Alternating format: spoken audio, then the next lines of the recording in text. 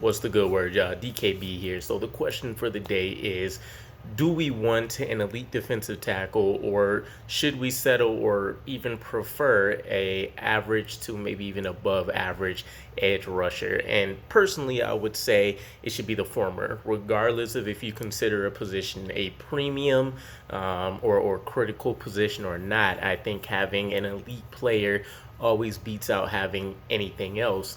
And so we recently talked about Quinnen Williams. Now I'm switching my attention a bit to John Franklin Myers. And it's very interesting because I feel like if we just made a slight change, which we'll get into here briefly, we could have, I would say, arguably one of the top two, top three best defensive tackle units in the entirety of the NFL. So let's go ahead and dive into some things. It's eerily similar what's happening, but much like Quinnen Williams, who at least doesn't have half the problems John Franklin Myers has, JFM is kind of on the outside looking in, quite literally. We've been using him on the edge a ridiculous amount, and we understand that he has that versatility of being able to go out to the edge, being able to play inside. But keep in mind, we're talking about a 6'4", 289, somewhere in that range, pound man who's an edge rusher, one of the bigger edge rushers in the NFL, and one of the bigger ones that we've had since we were running 3-4 units, where that's kind of the preference with Muhammad Wilkerson and, Sheldon Richardson, who might have been one of the lightest in the same vein as JFM. So we have this man who, when you put him on the interior, is quicker, generally stronger than most of the players at guard and center he's going to face. On the edge position, he ends up being slower, and while he still has the strength, he can't rely on some of the same tools and abilities that he would against a guard and center, which lends itself to not being as productive. Now, we've seen him have success on the edge, and that's not what I'm saying. And actually, he's a pretty serviceable run stopper on the edge as well, in terms of being able to set the edge and stack people up and make sure we don't have big plays to the outside. But he is clearly elite by any measurable, statistic in the interior, and what's happening to him is pretty much criminal right now. So when we take a look at his 2022 season so far, he's had 4 pressures on 55 pass rush attempts. I think that basically puts him at like a 7.3% pressure rate. In 2021, it was much higher, 12.3%. So we have to start taking a look at what's happening that's impacting him. Half of it is obviously that he's just not having the same effect as he did in 2021.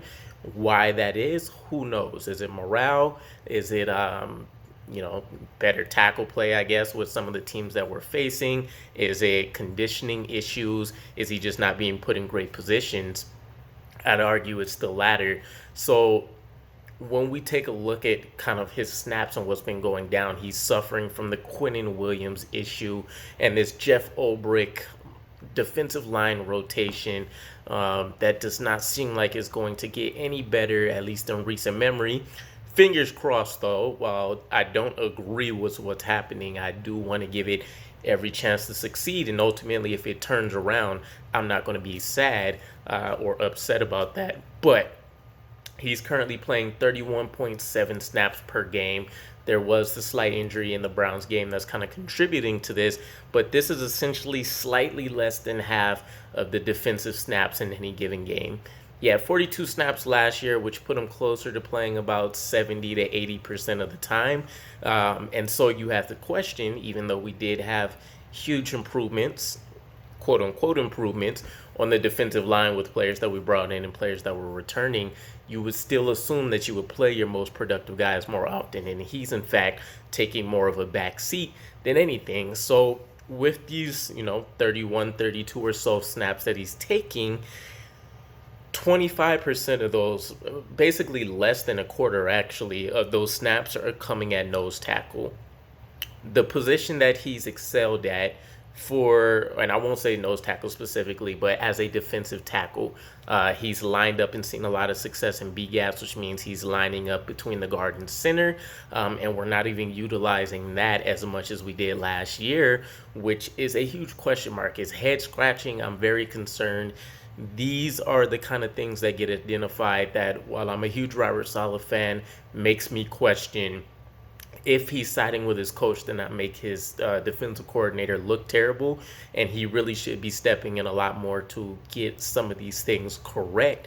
But he's playing less than a quarter at the position he's seen the most success at, and to let you know how crazy his 2021 season was, Aaron Donald is the, he's the mold breaker. He's the guy that you take a look at and say he's an exception. We're not even going to try to compare guys to him because he's a complete anomaly. And JFM had production that was essentially on par with Aaron Donald. Aaron Donald finished with a 13% pressure percentage last season. JFM finished with a 14.4% pressure rate. And I know statistics aren't everything, but if you go back and watch the film, you can see how often JFM was having an impact on these plays.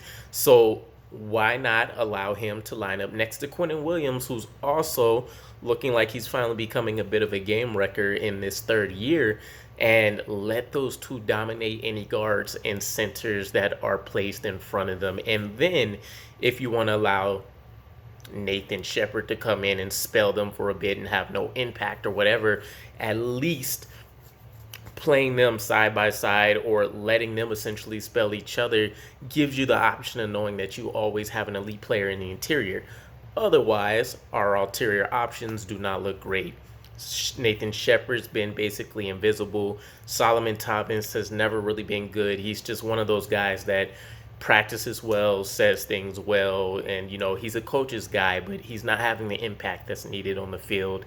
And then we've seen, and I say hit or miss very lightly, but Sheldon Rankins has at least appeared and had an impact. So you're really not getting anything else out of these other options. What is the purpose of keeping JFM primarily on the outside, especially considering the expectations were that he was going to line up on the interior? So when you compare everything last year, he spent almost 80% of his snaps on the inside. We've seen how dominant it was, not just on the film, and not just statistically, but he passes all tests there, versus now where you're playing him less than a quarter of that, and you're seeing him essentially not really show up whatsoever on the stat sheet. And then, of course, in the film room, you can kind of see flashes of things, but it's not to the same caliber as last year. So the simple fix: line him up next to Quinnen Williams, let them go at it and wreck some game plans, or at least use him more often